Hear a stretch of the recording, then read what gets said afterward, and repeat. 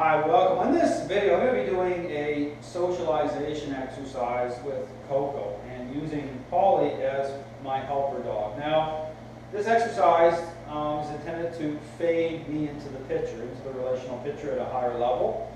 So the whole focus here through the system is based on relational change. It's all about relationship. So the method is specific within the changing process. So here what you're seeing on the video is you're seeing a sequence. Okay, you're seeing how everything comes together, how the bridges are built. So here in the other video you saw me with the broom, working off of, with Coco having a reactivity to that based on association that's been established. So, but here in this too, it's about how dogs will respond to other dogs, okay, within the parameters of control. So you'll see, this is why even within a home environment, if you have, more than one dog, this is a great exercise to start to frame it up so that you're fading into the picture at an individual level for all your dogs. So what I really recommend when people have more than one dog is to start to use like multiple crates. It's only for a period of time, it's not forever, but it helps to build structure so you can start to work off the method to start to fade you in at an individual level. Because here's the problem when it's too much kind of free-flowing, is that dogs will start to develop an unhealthy relationship through each other and attached to the individual, because as they gain control through that dog owner, then it starts to, this type of stinking thinking starts to invade, how they relate to everything else, including other dogs start to allow them to gain even more control. So because again, the relationship extends through that person to other dogs, and then what happens is the dogs will start to develop an unhealthy relationship because they start to become empowered to each other as well. And so you'll have one dog even that has gaining a lot more control. You have another dog, and that dog that there's a hierarchy there. But the real problem is you're kind of on the outside looking in, and maybe you don't even really realize it. And so when you get to a level where you see dog fights, just understand that represents a tipping point. That means that control issues are really getting out of control. And so the problem with that picture, and when it hits that point, is that you're not going to even see it coming because, again, of how these control issues manifest. Which means that the dog doesn't have to fight that which he or she already controls. Okay? So basically what happens is the picture will look very balanced. And this is why certain interactions will kind of expose the card, so to speak. Say, for example, the dog has an object like a bone. You're trying to take that away. The dog, challenges you. You're like, whoa, hold on here a second. The dog's getting very possessive of that bone. Well, it represents more than just the bone. Okay, it represents the fact that the dog is rejecting influence coming from you, even though it's reasonable, because the dog's perceptions towards you are changing. Okay, they're saying, hey, I'm in control here. And so it starts to affect everything. Okay? It starts to spill over into different interactions, even with other dogs. And so what will happen is, again, as this starts to take place, you'll see certain interactions that will show you the truth of it. This is why even using the leash, how you use that leash, dogs that are gaining control do not want to be brought under influence, even if it's reasonable. Okay, this is the whole, you have to look at the context of influence. You're like, well, that's a reasonable amount of influence I'm bringing on to the dog. The dog's fully rejecting it.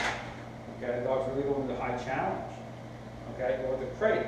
The dog isn't going to accept the crate because that represents control, and the dog is going to reject it. Now here's the problem. This is gives you kind of a window into how things can appear. Is people say, well, Dale, my dog's crate trained. And I'll say, okay, well, how's the crate? How are you utilizing the crate? Well, I've got the doors open. Dog can go in, lay down, come out again. That's a different context, okay? Because the dog is maintaining control. But when you shut the door, okay, and then the dog starts to understand, hey, Dale's fully in control. That's when you're going to see it start to come out. And even more so, okay, when the methodology starts coming online, because the dog's going to be like, okay, this is like lining up, okay? This is all coming together, it's all intersecting. And so it even changes the context of the crate. But again, the dog will come into agreement with it because it all makes sense. Yes, you'll have a level of challenge, but it levels out because of how the method covers off. It all works together and okay, to create relational change, make sense to the dog, even though you might have some levels of challenge. You see that with Coco. See Coco, you know, a little resistant on influence through the various positions, but you know, you see that level of challenge diminish greatly, okay, as the days go by, because she's saying, you know what, this makes sense, Dale's in control, it's reasonable, you know, I'm going to be a little unreasonable with him because, you know, he's going to prove it a little bit here. Doesn't mean she's going to bite me, okay, but here's the thing, if I approach it differently, if I start using treats, if I start to, you know, pet all over her, it's called positive reinforcement and all that. The problem with that, she can come into agreement as well, but still hold control, okay? Because it's about relationship, okay? You understand? So there's a problem in that. So it's the same thing. You have to understand how these things mirror up. So it's really about understanding the right path to take, dog coming into agreement with, the process takes the right, you know, form, so to make sure relational change happens. The dog releases these control issues. So here, getting into this exercise, okay, this is a great exercise. Again, if you're at home, you're more kind of maybe by yourself, and you want to, or you just, you know, you just want to be able to focus on this regardless. This is a great kind of an exercise you can do on your own. Because here's the thing: I have my helper dog in the crate. You could even rotate dogs. You could have several dogs. Say if you're a, you know, some people will foster dogs. They could have 10 dogs. This is a great exercise because, you know, while you're, you know, setting these dogs up for foster homes, you can be setting up this exercise with multiple crates. You can be working the method. Okay, really getting the dogs lined up so when they go into another person's home, you know, they're going to be accepted. They're not going to have problems. Okay, so here, this is like a fade-in exercise. You get the dog to, for me, to become the pivot point. And so when you see me bring Coco out, what you're going to see is Polly's just here, she's just hanging out, and I'm going to be bringing Coco around, okay, kind of like you see me kind of do the circle method, I call it a little bit, where I'm kind of walking around in a circle. If you're doing the circle method, use your strong side. For me, it's my left side, so usually I'll be sitting with Coco on my left side. And what I'm doing is the method fades me in, okay, so as I do the sequence of the method, you will saw that on my prior videos with Coco, you know, bringing her into a sit, getting it, that's the focus, get her coming to agreement with that first. The push-pull method, okay, push-pull creates a better moment, okay, it really kind of brings her mind into me a little bit, fades me into a higher level. And so when I do that, then typically I'll move the leash into my opposite hand, then I'm going to put some down pressure on her, okay, so I say it's influence. Now understand, it's not about the position being the ultimate with the down, okay, it's about you know, her starting to feel that coming onto her within the parameters of what's reasonable, and really it's helpful, especially dogs that are putting out a lot of challenge. You want to get the downs happening, but be careful with that at first. You might want to have the dog, especially if you're a trainer, the dog needs to have a muzzle on for sure. You want to make sure you follow certain protocols to keep it really safe.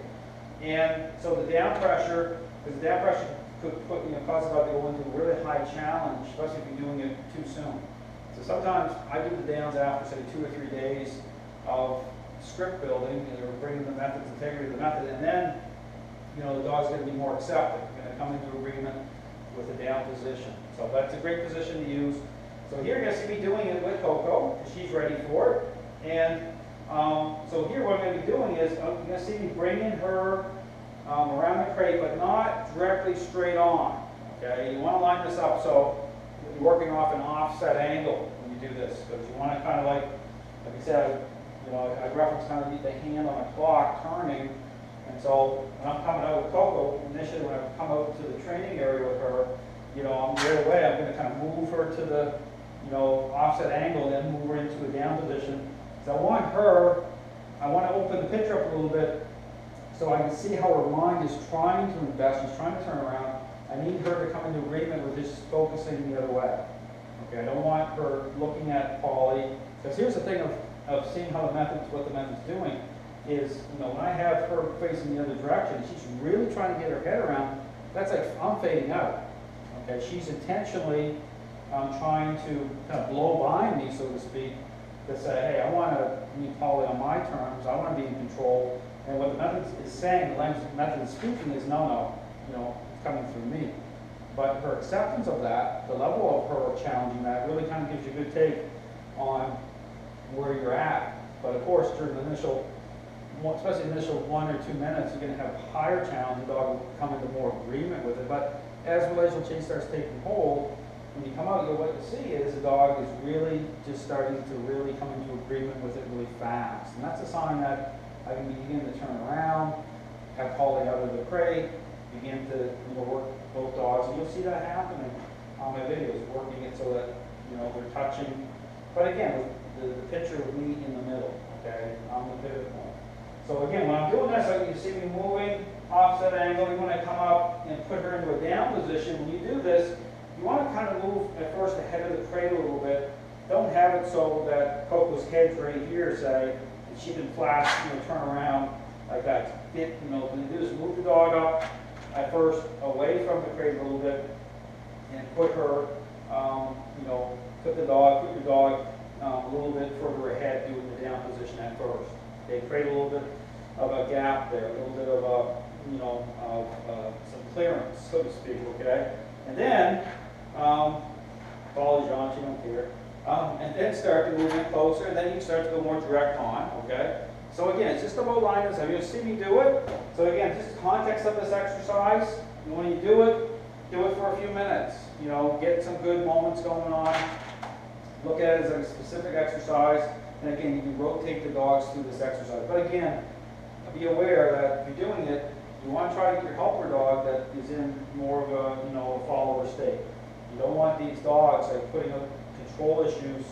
It's going to set everything in motion and cause it to become an uproar. Okay, you want to work it. It's all being calm, working really highly focused. You're in control. The dogs are ready for this, and the dog you're using as your helper dog is calm. Okay, you don't want them putting out challenge and those things, because again, it's going to really escalate the exercise up to a level you don't want to be. So again, we're going to bring Coco out. You're going to see me doing it.